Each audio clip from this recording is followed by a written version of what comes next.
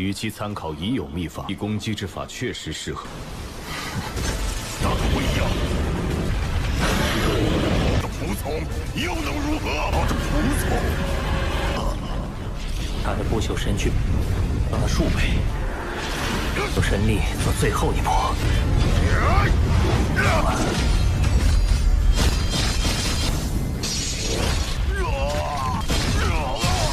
饶过我吧，尊敬的父王，饶命！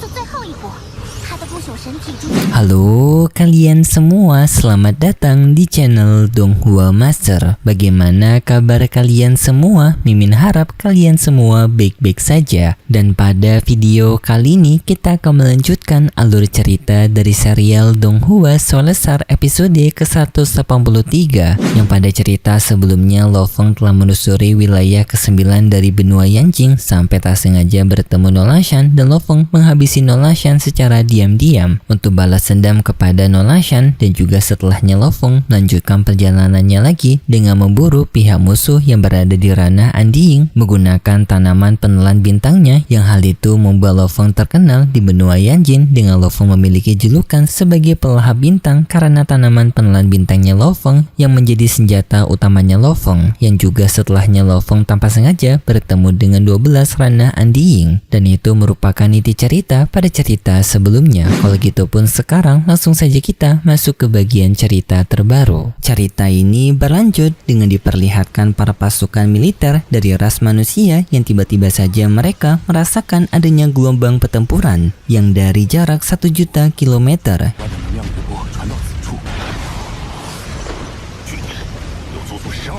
Yang kekuatan itu mereka rasakan berasal dari 12 Andying dari aliansi serangga Zerg. Orang-orang di sana penasaran siapa orang yang telah berani untuk mengganggu 12 ranah Andying secara langsung. Yang lalu pun kita berpindah ke tempat pertempuran tersebut, yang dimana pertempuran Lo Feng melawan 12 ranah Andying. Di sana dalam pertarungan itu Lo Feng dikeroyok oleh 12 ranah Andying, membuat Lo Feng terdesak, dan Babata khawatir kepada Lo Feng, menyuruh Lo Feng untuk mundur, tetapi Lo Feng menolaknya karena Lo Feng menganggap dirinya belum mengeluarkan potensi kekuatannya. Yang lalu pun Lo Feng melanjutkan pertarungannya, yang dalam pertarungan tersebut singkatnya Lo Feng mendapatkan satu momentum untuk menghabisi salah satu dari mereka, yaitu dengan Lo Feng langsung menggunakan teknik barunya yang disebut sebagai Strike Travel.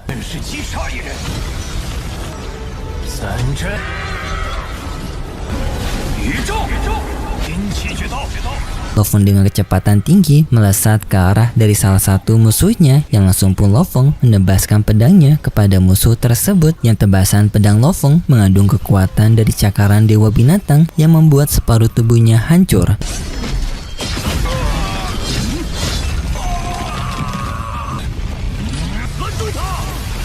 Lo Feng menyuruh kepada tanaman penelan bintangnya untuk memusnahkan musuh tersebut yang bernama Long Shao, tetapi di saat itu para anggota rekan-rekannya Long Shao langsung menyelamatkan Long Shao. Dengan Andying ras cahaya menyerang tanaman Lo Feng menggunakan benang kehidupan, yang membuat Long Shao pun bisa terbebas dari jeratan tanaman penelan bintang yang membuat ia selamat.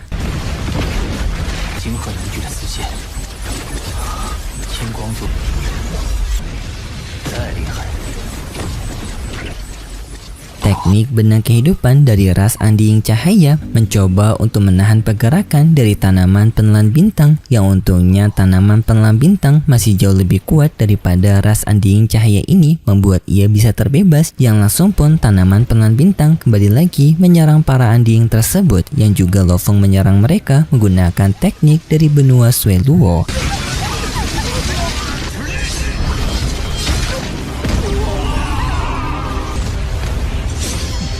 Yang seketika memberikan kehancuran tubuh bagi para ranah Andying tersebut, dan membuat adanya beberapa anggota mereka yang berhasil ditewaskan oleh Lo Feng. Hal ini pun membuat para Andying tersisa menjadi sangat khawatir dengan pertarungan ini, dan mereka memutuskan untuk mundur dengan mereka masing-masing yang berpencar. Di sana Lo Feng hanya mengincar salah satu orang saja, yaitu Long Shao, yang langsung pun Lo Feng menangkap Long Shao tersebut menggunakan tanaman penelan bintangnya.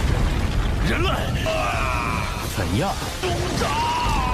这儿封侯中确。 Long Shao tidak bisa pergi kemana-mana, tetapi di sana Long Shao mencoba untuk mengacam Lo Feng, yang dimana Long Shao memberitahu bahwasanya ia memiliki seorang senior yang merupakan salah satu dari 12 penguasa Anding Merkius yang berada di pulau ini. Lo Feng yang mendengar itu juga telah mengetahui informasi ini karena Lo Feng telah mencari tahu sebelumnya bahwasanya adanya ras Kawu yang menjadi salah satu dari anggota 12 Anding Merkius yang berada di wilayah ke-9 ini, dan di sana juga Long Shao secara diam-diam mencoba juga untuk mengirimkan pesan pertolongan kepada seniornya Yan Feng, yaitu Anding Markius, untuk datang menolongnya. Tetapi Lo Feng menyadarinya, yang Lo Feng pun langsung mengambil isi pesan tersebut. Tetapi Lo Feng tidak menghancurkan pesan itu, justru Lo Feng membantu Long Shao untuk membuat pesan kepada Yan Feng. Yang inti dalam pesan tersebut, Lo Feng memberitahu kepada Yan Feng bahwasanya ia telah berhasil untuk menyerang juniornya sebagai bentuk provokasi Lo Feng kepada Yan Feng, yang setelahnya pun pesan tersebut dilepas oleh Lo Feng untuk bisa sampai kepada Yan Feng, dan setelahnya Lo Feng juga langsung menghabisi Long Shao menggunakan rumput penelan bintangnya. Babata yang telah mengetahui Lo Feng mengundang satu Anding Markius membuat ia khawatir karena Lo Feng telah memprovokasi salah satu kekuatan besar dari 12 kekuatan di wilayah ke-9 ini. Lo Feng menjawab kalau hal ini merupakan kesempatan bagi Lo Feng untuk mengetes kekuatannya, sekaligus Lo Feng juga ingin untuk membantu ras manusia yang berada di wilayah ke-9 untuk menghabisi para musuh kuat, agar para ras manusia yang berada di wilayah ke-9 tidak berada di kondisi terancam dari para Anding Markius di wilayah ke-9.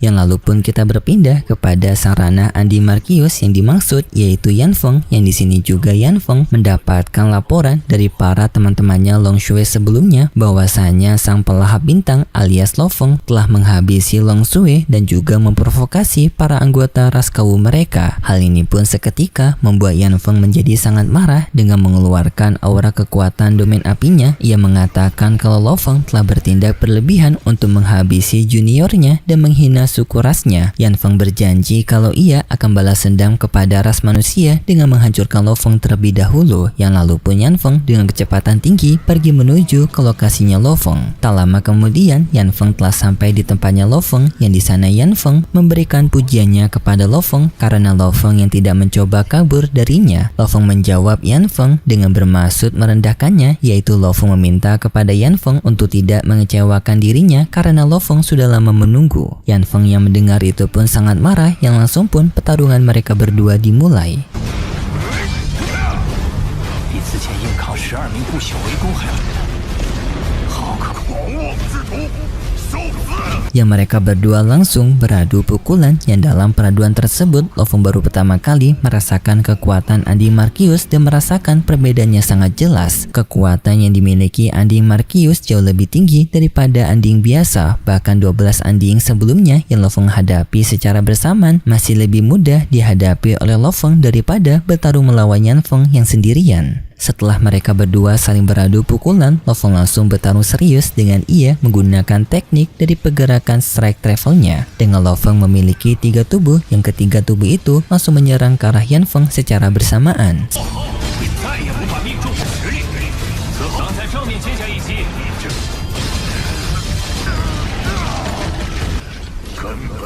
Serangan Lo Feng dilepaskan secara bertubi-tubi, yang serangan itu mengenai Yan Feng, tetapi sayangnya bagi Yan Feng serangan Lo Feng tidak terasa olehnya karena pertahanan kulit yang sangat tebal dari Yan Feng yang merupakan ras Kawu. Lo Feng melepaskan serangan terakhirnya, yaitu perubahan ke-9 dari pedang harta yang senya, yang sayangnya serangan itu tetap tidak berhasil untuk melukai tubuh Yan Feng yang sangat keras. 对方无视防御。 Yan Feng juga setelahnya menggunakan teknik peningkatan tubuh yang membuat cara bertarung Yan Feng semakin babar, mengakibatkan Lo Feng pun terkena serangan Yan Feng yang membuat Lo Feng terpental. Di sana juga Yan Feng merendahkan Lo Feng dengan mengatakan kalau serangan Lo Feng sangatlah lemah, walaupun teknik berpedang Lo Feng tingkatan tinggi, tetapi teknik itu tidak terasa oleh kulitnya Yan Feng. Lo Feng bangkit kembali, dan di sini Lo Feng juga menyadari kalau serangannya tidak mempan kepada Yan Feng, dan Lo Feng pun menggunakan cara terakhir dan juga juga senjata utamanya yaitu tubuh tanduk emas yang lalu pun tubuh raksasa tanduk emas muncul di sana sambil memberikan tekanan kepada V-nya, membuat V-nya menjadi sangat kaget dengan tanduk emas ini karena V-nya merasakan kekuatan sangat besar dari tubuh tanduk emas. V-nya mengira bahwasannya tubuh tanduk emas ini merupakan hewan peliharaan dari gurunya Lo Feng. Lo Feng pun langsung melepaskan serangannya kepada V-nya dan juga V-nya melepaskan serangan palu apinya yang serangan tanduk emas lebih kuat mengakibatkan serangan V-nya digagalkan dan setelahnya pun V-nya mendapatkan serangan bertubi-tubi dari tanduk emas.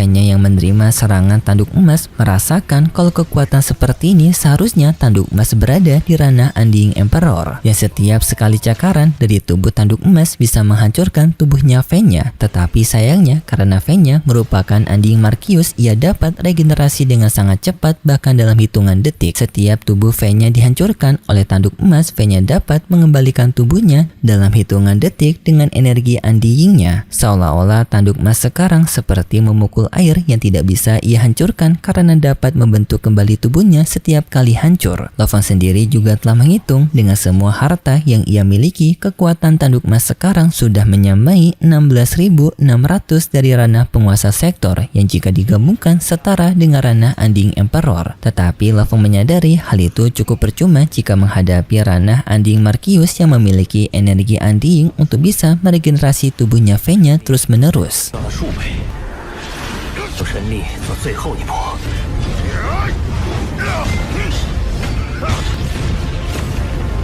Yang dalam pertarungan itu juga V-nya membakar kekuatannya untuk meningkatkan kekuatannya agar bisa menghadapi tanduk emas. Dan di sini Lo Feng dengan santai telah menemukan cara untuk mengalahkan V-nya, yaitu Lo Feng menyuruh tanduk emas untuk menggunakan sayap Shawu menyerang V-nya.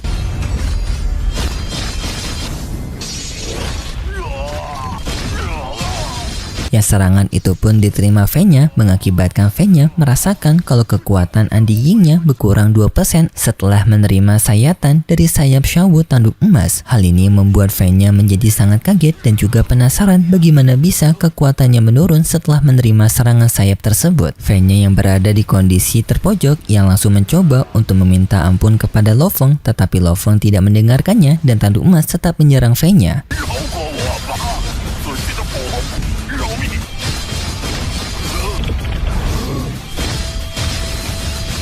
Membuat tubuh V-nya hancur, yang kali ini tidak hanya tubuh V-nya hancur tetapi juga energi Undying-nya terus-menerus menurun akibat sayatan dari sayap tanduk emas, mengakibatkan V-nya semakin berada di kondisi terpojok dan V-nya pada akhirnya memutuskan untuk mengakhiri hidupnya sendiri, yaitu dengan ia melakukan ledakan besar agar untuk bisa menewaskan Lo Feng bersamanya. Ledakan sangat dahsyat pun terjadi yang untungnya Lo Feng tetap selamat karena pertahanan dari sayap Shawu yang jauh lebih kuat, membuat ledakan V-nya sama sekali tidak mempan bagi Lo Feng dan Lo Feng pun langsung pergi meninggalkan lokasi pertempurannya bersama dengan tubuh tanduk emas. Yang setelah menguji sayap Shawu ini membuat Lo Feng sangat puas karena sayap Shawu jauh lebih kuat dari apa yang Lo Feng kira. Dengan sayatan dari sayap Shawu ini, Lo Feng justru berpikir untuk bisa memanfaatkan sayap Shawunya sebagai sebuah senjata tebasan pedang, karena jika bisa dirubah seperti itu maka akan bisa meningkatkan daya serangnya kepada tanduk emas. Yang Lo Feng pun ingin membicarakan hal ini kepada gurunya, yaitu penguasa kota Primal. Singkatnya Lo Feng pun membuka komunikasi dengan gurunya, yang di sana gurunya Lo Feng juga telah mengetahui mengenai Lo Feng yang telah bisa menguji sayap Shawu, dan penguasa kota Primal memuji Lo Feng karena senjata sayap Shawu ini yang memang cocok dengan Lo Feng. Lo Feng juga bertanya mengenai metode serangan yang dapat ia gunakan untuk sayap Shawu sebagai sebuah serangan tebasan pedang, tetapi gurunya Lo Feng justru menyuruh kepada Lo Feng untuk membuat serangannya sendiri melalui referensi dari teknik Dewa Binatang. Lo Feng yang mendengar hal itu pun seketika mendapatkan tantangan yang berat karena untuk teknik Dewa Binatang sendiri merupakan teknik yang rumit untuk dipelajari, dan sekarang Lo Feng disuruh untuk membuat tekniknya sendiri untuk bisa menandingi kekuatan dari teknik Dewa Binatang. Penguasa kota Primal memberitahu jika Lo Feng bisa memanfaatkan sayap Shawu sebagai sebuah serangan utama Lo Feng, maka hal itu akan bisa membantu Lo Feng, bahkan Lo Feng jika ingin berhadapan dengan ranah Undying Emperor. Karena sepengetahuan dari gurunya Lo Feng bahwasanya sekarang Pulau Berkabut akan segera menghadapi situasi pertempuran besar-besaran untuk memperebutkan harta karun di sana. Lo Feng pun menerima saran tersebut dan cukup gila juga sekarang Lo Feng meningkatkan pemburuannya dengan menargetkan ranah Anding Emperor bukan lagi ranah Anding Markios. Sedangkan di tempat lainnya kita diperlihatkan dari markas anggota otomaton yang di sini mereka sedang melakukan pemburuan mereka juga kepada ras manusia, tetapi masih belum diketahui dengan jelas rencana apa yang akan dilakukan oleh ras otomaton selanjutnya. Tetapi kita akan menemukan jawabannya untuk cerita minggu depan besok, dan cerita pada episode kali ini telah berakhir. Dan seperti biasa Mimin mengingatkan kalau cerita ini merupakan dongeng fiksi yang hanya bertujuan sebagai penghibur saja yang berasal dari karangan novel. Dan kalau gitu pun terima kasih buat kalian semua yang sudah menonton video ini sampai akhir. Jika kalian suka dengan video kali ini, bisa beri like serta subscribe, dan sampai jumpa di video selanjutnya. See ya!